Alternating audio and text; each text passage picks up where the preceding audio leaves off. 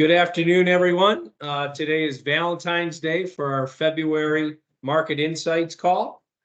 And as we kick off all of our calls each month, we like to get a recap of what we discussed last month and what's occurred in the last 30 days. So either one of you would like to add some insight to what your thoughts were and what's occurred over the last 30 days.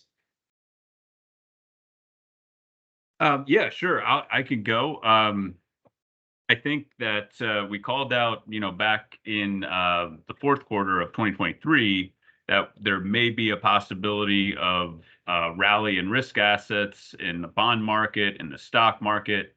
That, in fact, was the case, and we've seen a continuation of that to begin 2024. And not a lot has changed there. Really, that was fueled by the quarterly refunding announcement, which I think Rich will talk about a little bit more in update, because that really was a big update from our last month's issue. And we just had another announcement at the end of January. Rich, do you want to update us on that? Yeah, so this whole bounce in risk assets, stocks and bonds, was catalyzed with the Treasury's quarterly refunding announcement October 31st. And without getting into the weeds, they pulled back their issuance or the supply of long-term bonds, and that is positive for liquidity. And as you would expect, risk assets rallied on that. In our last month market insight, we said all eyes are going to be on the January 31st quarterly refunding announcement. They did increase the size of long-term issuance. That has started to act as a headwind to bonds. The amount of the increase wasn't big enough, to spark a risk off type of move, but it's a headwind. So on days like yesterday, where you got a hot CPI, you have that kind of macro news coupled with liquidity at the margins that is tightening somewhat compared to where it was last quarter. That's great. Gavin, any other input before we move on to our first question for the new market insights? No, I think that's it. Okay. Well, this is timely because yesterday we had a CPI reading, and I think to take a step back, we discussed kind of in the late fall, end of 23, how a lot of the major firms were coming out with very aggressive rate cuts that they anticipated as early as February. I think some were saying we were a little bit more cautious than that. I think we tempered those views, and I think you saw as many as 6 or 7 rate cuts. And I know our camp was maybe not quite as we weren't as aggressive in our thoughts there. But what did yesterday's print look like, and how do you think that impacts what the Fed may do going forward? Well, you're right. We've kind of used the theme higher for longer, meaning once they hit the terminal rate, the Fed is going to try everything they can to keep rates elevated as long as they can. And what is likely to get them to start cutting is going to be if the economy weakens materially. In the absence of that, we don't expect them to cut until you get into the back half of this year. So markets kind of got ahead of themselves, pricing in rate cuts in March and again in May, and throughout the balance of the year. But the underlying measures of inflation have been re-accelerating the last 3 months in a row. So Powell's favorite measure of inflation is called core services ex shelter. So core means you exclude food and energy. Services means you exclude goods. And housing is excluded because the data, it has about a 5-quarter lag to it. So if you want to get at what is really driving it, they call it super core services ex shelter. That's been reaccelerating the last 3 months. So on one hand, it wasn't a surprise that overall inflation and overall core inflation reaccelerated. given that backdrop. But it just goes to show you how the pendulum that represents the market swings to either extreme. Once it gets in a disinflation mode, as it did, it tends to overshoot and overprice that. And likewise, on the downside, it tends to overprice or overshoot. So it to us kind of reinforces this notion that the last mile of inflation is going to be a lot harder to squeeze out. Getting from 8% to 4% is the easy part, but getting from 4 down to 2 is going to be extremely hard. And that kind of supported our higher for longer. The sticky inflation supported our higher for longer theme. And we think that's going to continue. And a resilient economy and a resilient labor market, which have been, kind of the features of the economy over the last, say, 12 months, is how resilient the economy has been and the labor market has been. A resilient economy supports sticky inflation. So it was definitely a market surprise. I can't say that it was really much of a surprise for us.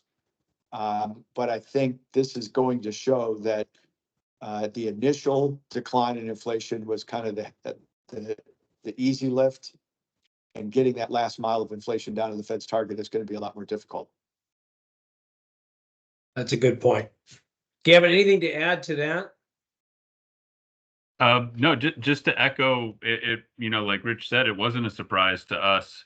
I think what was really kind of extraordinary was back in December, if you remember, they had the pricing of a March cut at 90% at one point. By the beginning of the year, that dropped to 70%. And as of yesterday's hot CPI, which I don't think the market was expecting, it's 8.5% for a cut in March. So in the matter of 2 months, we went from 90 to 8.5.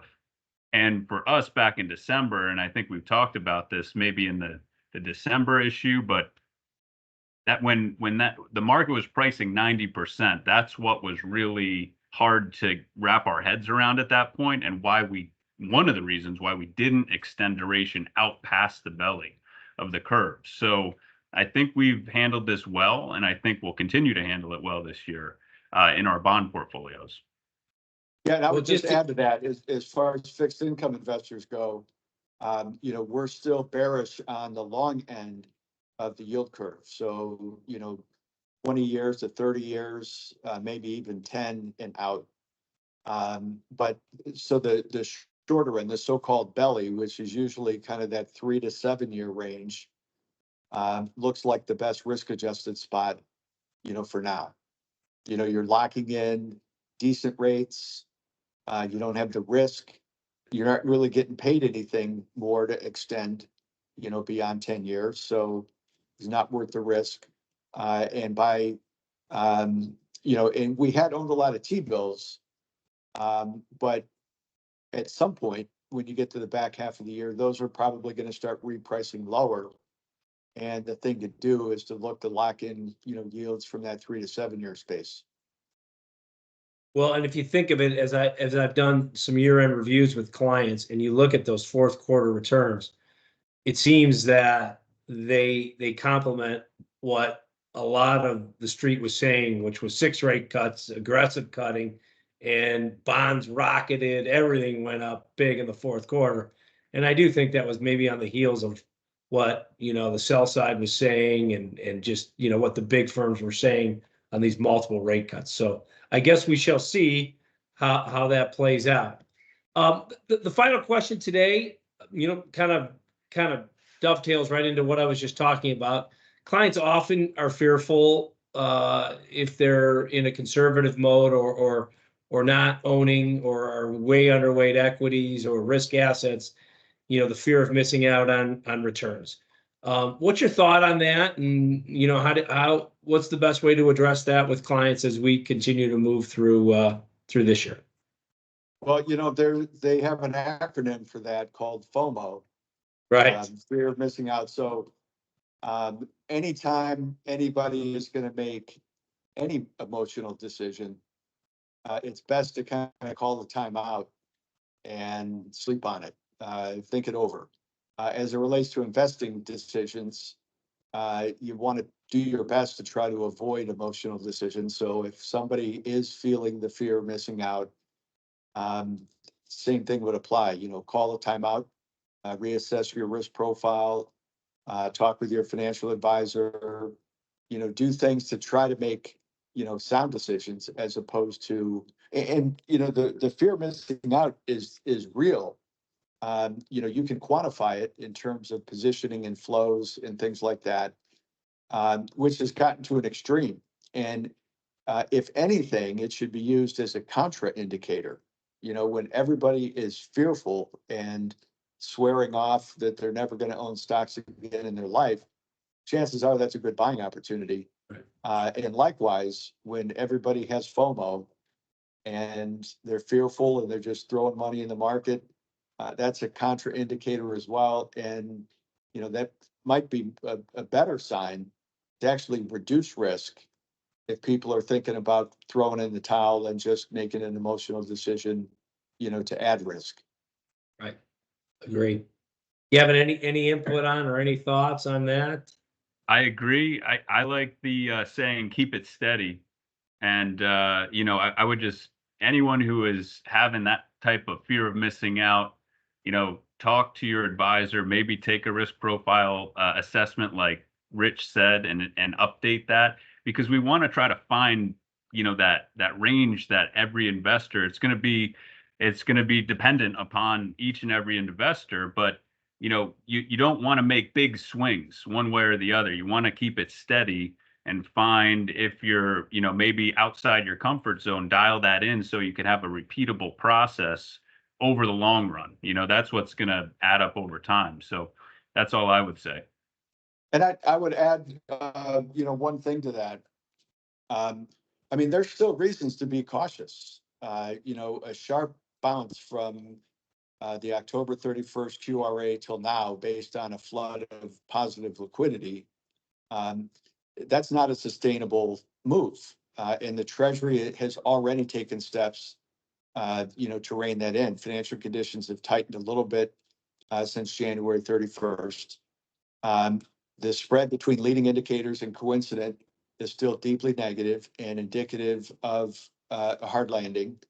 If you track employment, both for leading sectors and coincident sectors, and plot that against the composite of the last 5 recessions, leading employment is behaving right in line with the composite of the last 5 recessions. Coincident employment ticked up in the last couple of reports and is slightly above, but otherwise has been following the pattern. Measures of coincident activity have been flatlined at about 1.5%, which is below trend, flatlining. It may not take much to get that negative. I'm just saying that if anyone does have FOMO, I would be mindful of the fact that you still can't rule out a hard landing. Just because it's not here by now doesn't mean that it can't come. And if you track the behavior of the leading indicators, we're approaching the length of time, the handoff between the decline in leading indicators to the decline in coincident indicators. That handoff is just simply taking longer than average. And we're approaching the length or the lag of 2008. So again, the last thing I would want anyone to do is get FOMO. I would go back to kind of being grounded on the fact that, there's still risk out there and it pays to be cautious. And you want to stick with your plan. You don't want to allow emotions to, get in the driver's seat. Those are all good points and well thought out, and things that we do convey to our clients, on a quarter by quarter basis, and when we meet with them. So, well, I think that wraps up today's session. Happy Valentine's Day, happy Ash Wednesday to everyone, and we'll see you all in March. All right, see you guys. Take care.